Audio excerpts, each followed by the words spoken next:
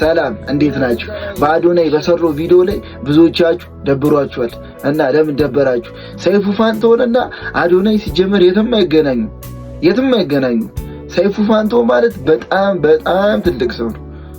ስንቱን ሲረዳ ምናቅ ከስንቱ ሰው ጋር አልቅሶ ሀዘናቸውን ተካፍሎ ደስታቸውን ተካፍሎ ነው ምናቀው እኛ ሰይፉ ማለት በጣም ማርያምን የምሬን ነው። በጣም ትልቅ ሪስፔክት ያለኝ ሰው ነኝ ለሱ ማለት ነው። ቃል የለኝም ሲጀመር። እኔ ባለወሮ በጣም ብዙዎቻችሁ ሰይፉን ታውቁታላችሁ።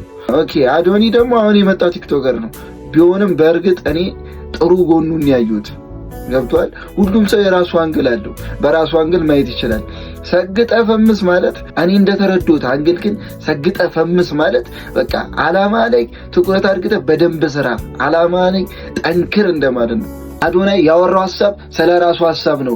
ሰይፉ ሾው ጋር ለምን መቅረብ እንዳልፈለገ ዲቻዌሶችን አንተ ጋር አምጥቼ ዝነኛ ማድረግ ፈልጋለሁ፣ ታዋቂ እንዲሆኑ ፈልጋለሁ፣ ህዝብ እንዲያውቃቸው ፈልጋለሁ፣ እንዲረዱ ፈልጋለሁ ስላለው ያው ያለመፈለግ ስሜት አሳየኝ ነው ያለው። ስለዚህ እሱ ያወራው የውስጡን የተሰማውና ግልጽነቱን ነው እኔ ያየሁለት።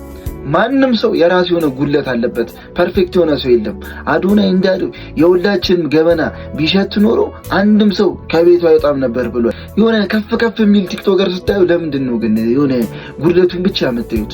አዶኒ እኔ ያየሁት መልካምነቱ ነው። መልካምነቱ ይበዛል። በቃ አንድ ሁለት ይይዝ ይችላላችሁ። የሰው ልጅ ነው፣ ይሳሳታል። የማይሳሳት የለም። አሁንም ቢሆን ሰግጥ፣ አላማ ላይ መሰገጥ ካለብህ ሰግጥ፣ ጠንከር በል ብሩ። ቢረበ አንድ ዳቦ የሚገዛልህ የለም።